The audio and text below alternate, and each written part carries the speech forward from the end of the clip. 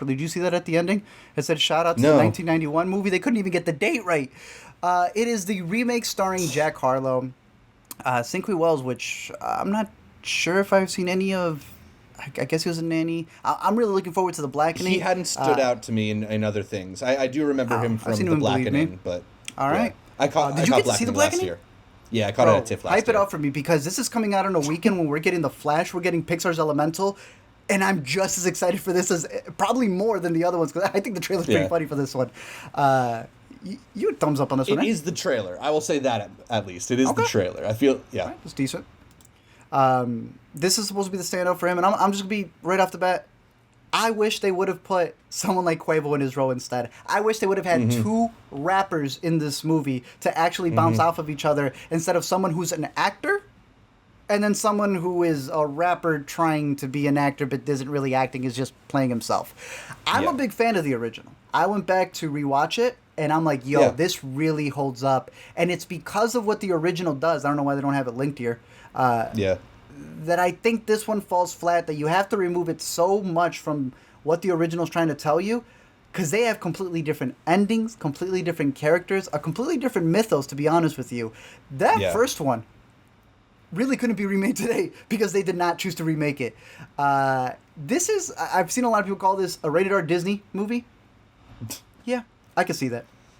Yeah, I mean Disney Original Channel or Disney Channel Original kind of feels like it's Yeah. so lifeless, and it's so unfortunate too because that original film, while I'm not the biggest fan of it, like there is a lot of life to it, and the I love characters that feel first like people and they have personalities.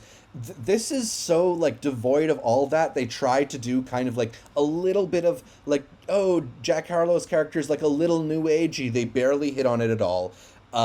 Cinque Wells's character has been completely stripped of any of the charisma that Wesley carried in the original, and all beyond that, He's in the negative. He's overdrafted.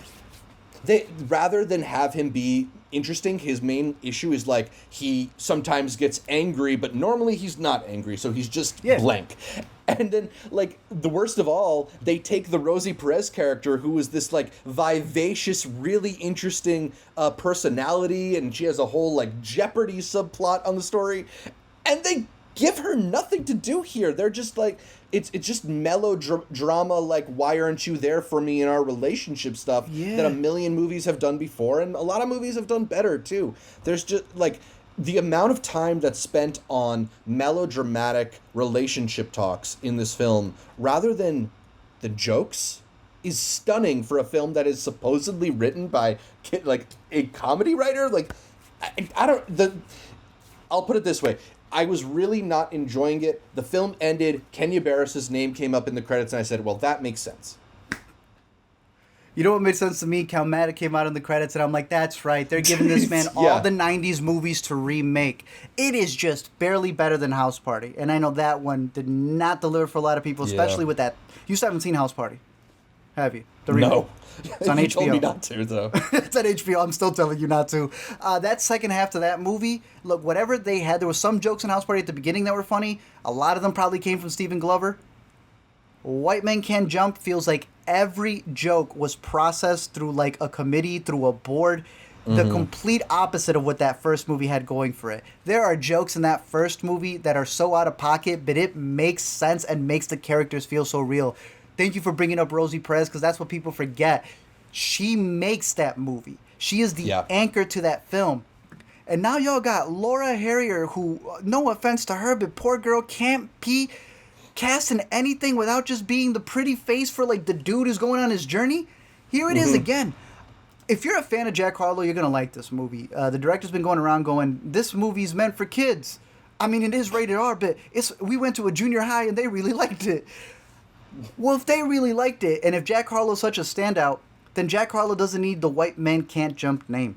I think, like I said, they should have had him and a Quavo, anybody else out there to make a spin-off version where, you know, there was a point in the 90s where they were bringing a lot of artists to be actors, right? Like DMX and Nas were in movies together. You had Poetic Justice. You had a bunch of these films where they were not just original. They spun off not stories that were being remade, but the concept was being remade. They're not going to touch a candle to the original story. but they could have had a lot more banter in here.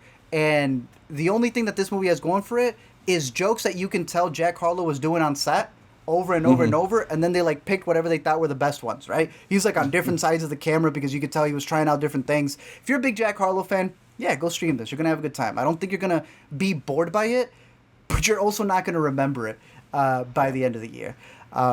It's I'm up still there. mad at them for putting that Magnolia joke in the first trailer, because that got me a little bit excited, and there's just nothing else there. It's probably the best joke that they have, and that's why they needed to put it in the trailer. They go to a lot of the original locations, which I guess is just to homage the old one, but you're not going to be homaging a lot here. I will say, though, Tiana Taylor, shout out Tiana Taylor, still a rose in this thorny script of a movie. She always stands out. Go watch 1001, which I'm going to be bringing up soon. The only one that actually feels like emotionally authentic, even though her character is not like deeply written, she's giving a decent performance. I did have one specific bit I wanted to bring up. There's that like famous scene where the guy goes in, from the original, where the guy goes to get his gun, and in this one he goes to get a flamethrower. Like, what the fuck are they thinking? Like, what is that their attempt at making a joke? I love the fact that he goes to get a flamethrower, right? And then later on, they actually do get physical with the same group, and it doesn't come back. Anyways, rest in peace, Lance Reddick, man, because they were also playing with him in a role where he is also, like, on the cusp of maybe dying. So they do have, like, that they're kind of hanging over your head. But I will say, a lot of people didn't realize that Vince Staples can be funny. And I'm here to tell you that there is, luckily, a whole show on Hulu called Abbott Elementary where he kills it as a supporting character. And I would highly recommend going to go check him out there because it's a much better role for him. But overall, White Men Can't Jump, you know, I'm not going to say it's the worst thing out there, but hey, if it puts the original on your radar, please go watch the original because I do stand by that. Rosie Perez is fantastic. And it's an ending that I always forget does not go the way you expect it to. And it is the complete opposite of the ending in here. But White Men Can't Jump out in theaters. Expect Calmatic to reboot what? Poetic Justice? I don't know what other 90s movies they can give him, but he'll probably have it on his horizon, man. Yeah.